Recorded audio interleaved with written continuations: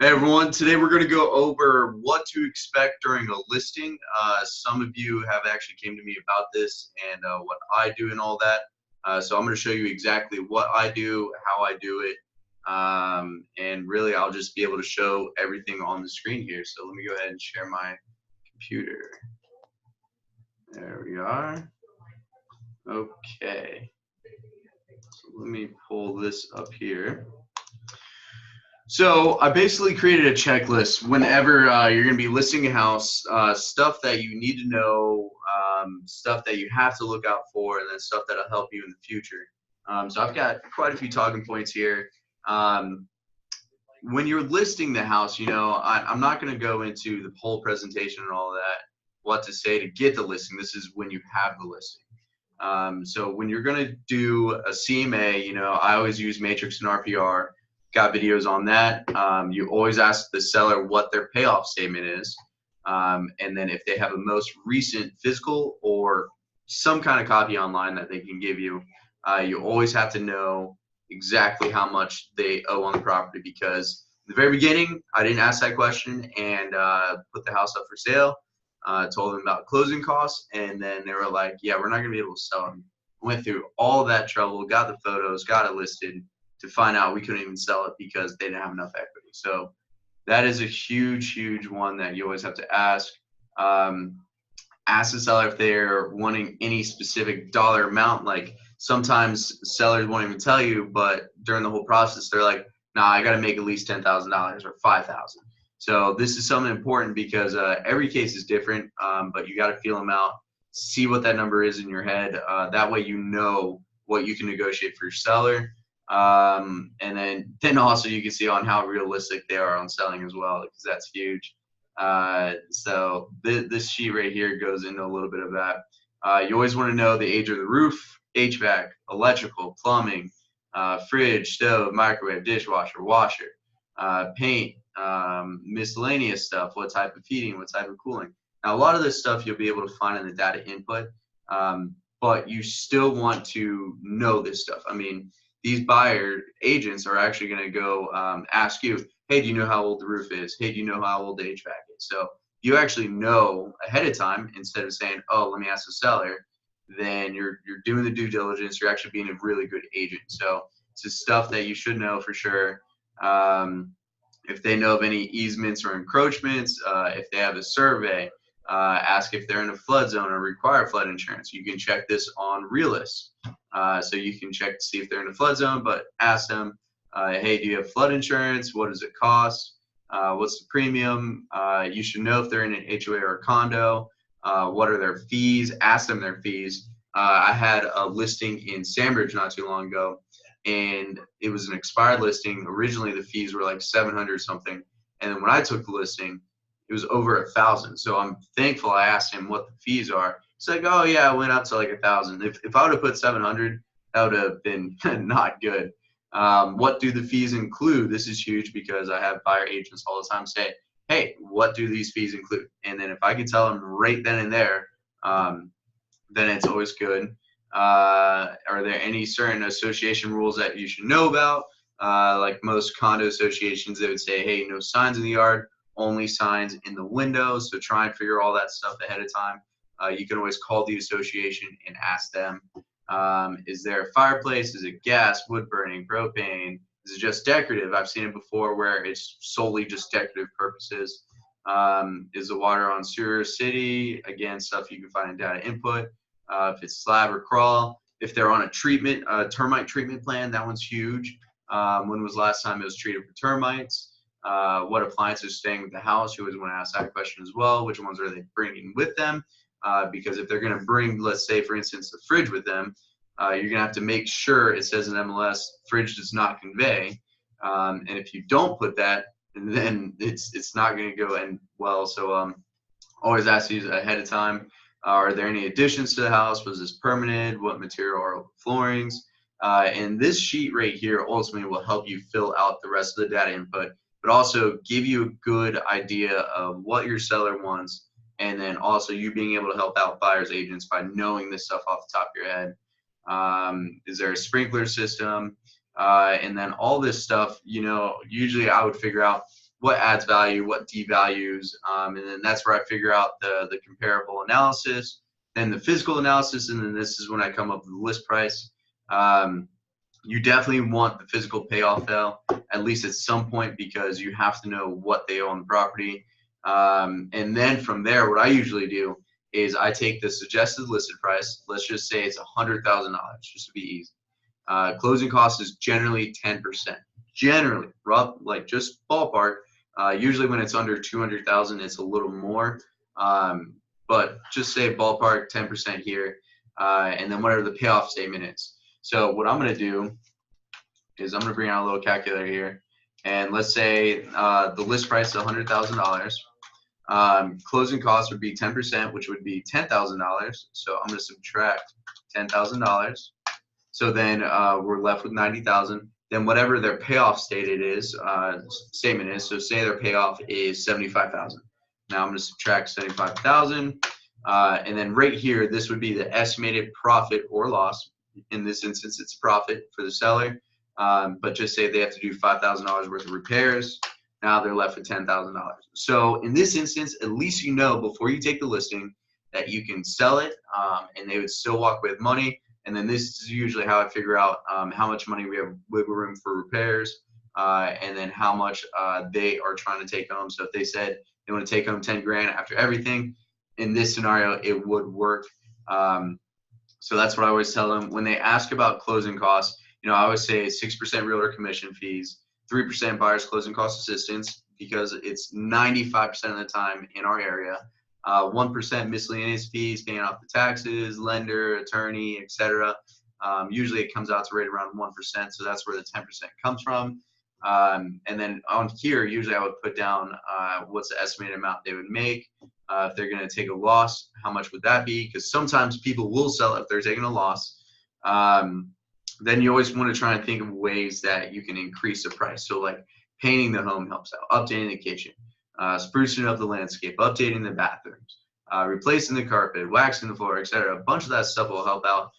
But usually new paint, clean flooring, decluttered house, all of that stuff will definitely help out. And not just that, getting professional photos, making sure the landscaping looks good, the curb appeal looks great, and the house should go pretty quick in this market. So right there, what I would usually do is create a specialized features list. That PDF would showcase everything. So then I'm going to go to that bottom. This right here would show like exterior EFIS replacement with surrounds in 1998, how much they spent. In this instance, they spent a ton of money, but it was pretty cool.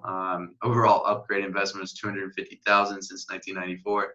It's quite a bit. Some of this stuff isn't relevant, but some of it is. But I love being able to show that, and then you can even upload that into Transaction Desk, so the agents can actually just click on documents and find it there. But next, what you're going to want to do next is you're going to make sure you're going to get a lockbox. I always include the CBS with the rain lockbox.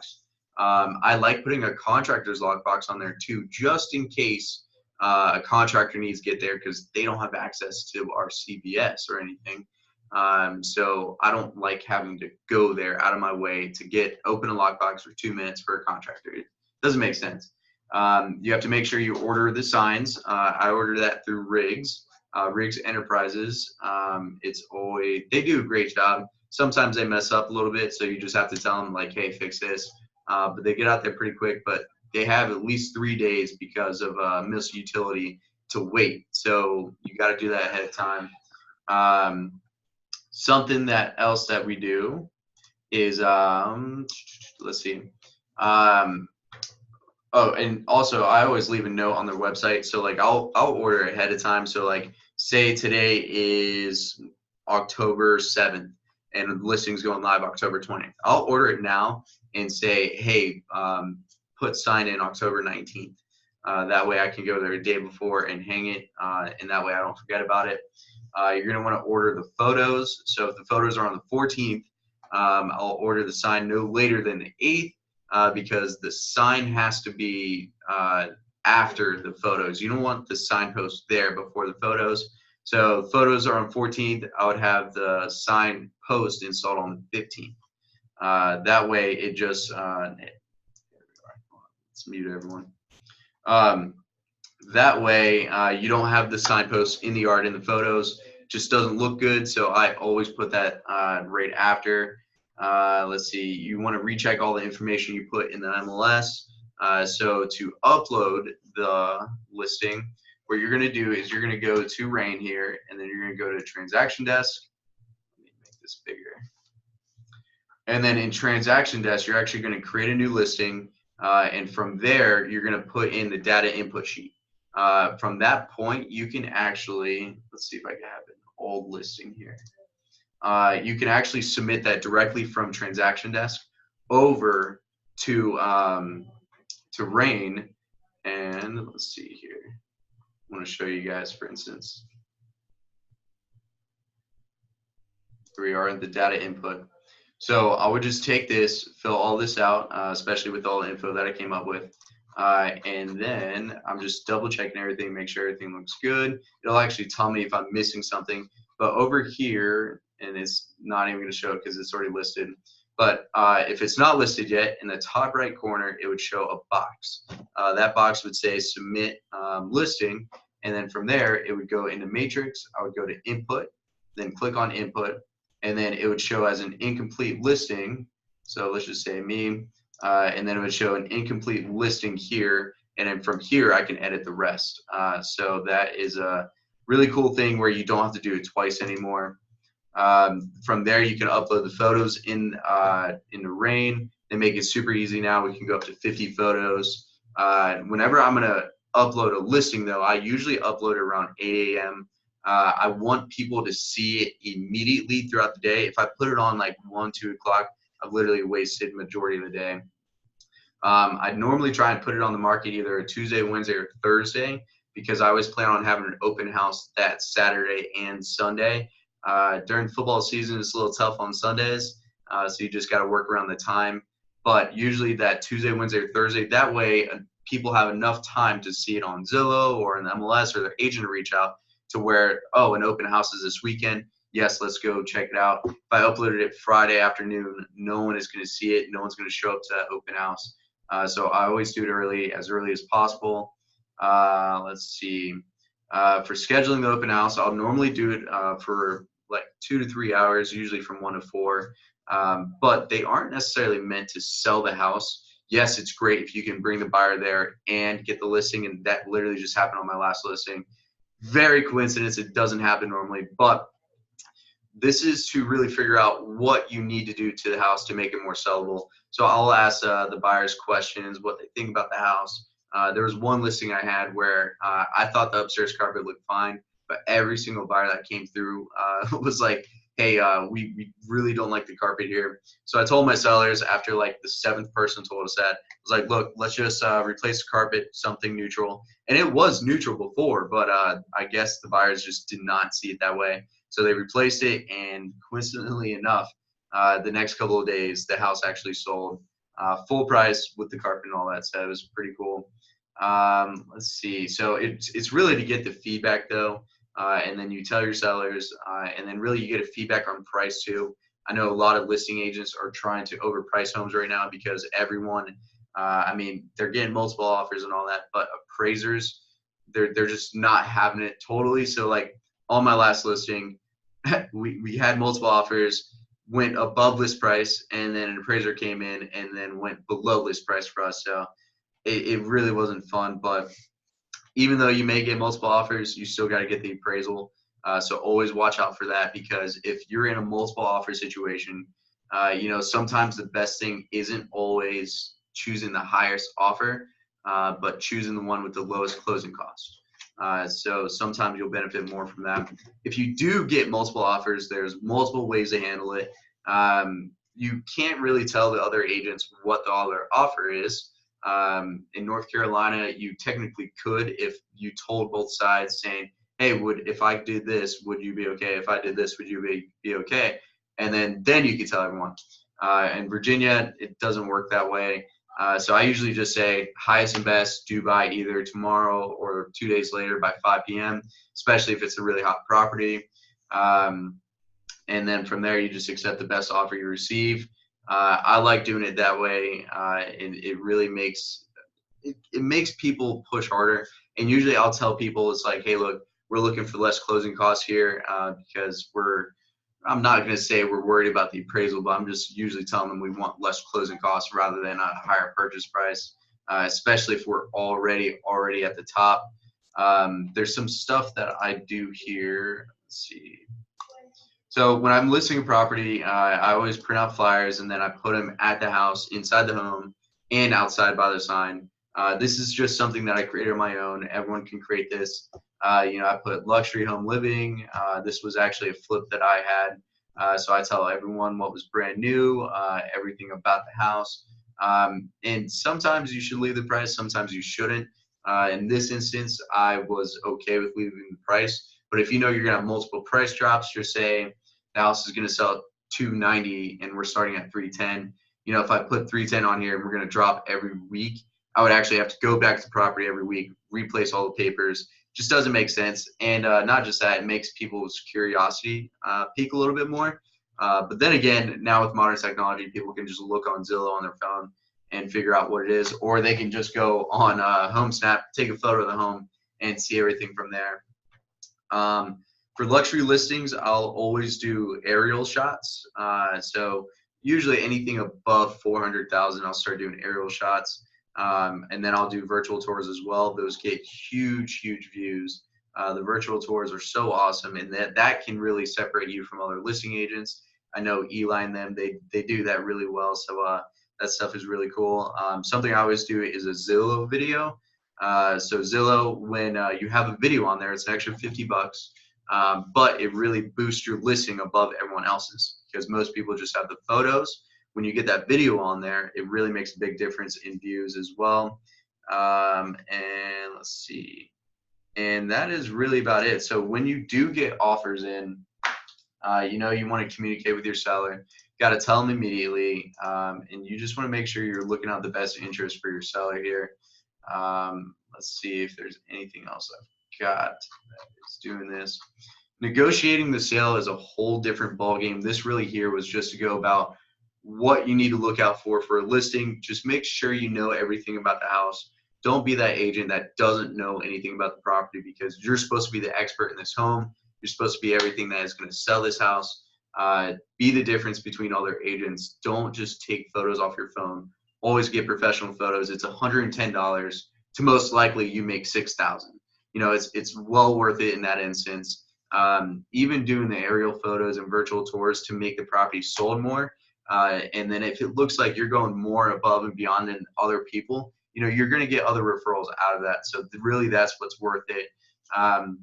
And honestly, during the whole process, you want to make sure you're asking your seller if they can leave you a review on Zillow. That's another video I did on how to do that.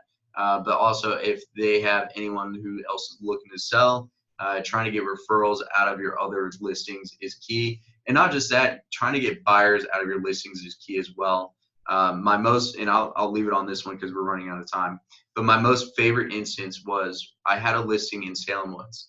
And, this actually came in as a boomtown lead. They were looking at 130,000, just townhouses in Virginia Beach. And I was like, okay. Found out they're getting divorced and he's looking for a townhome, but needed to sell his property.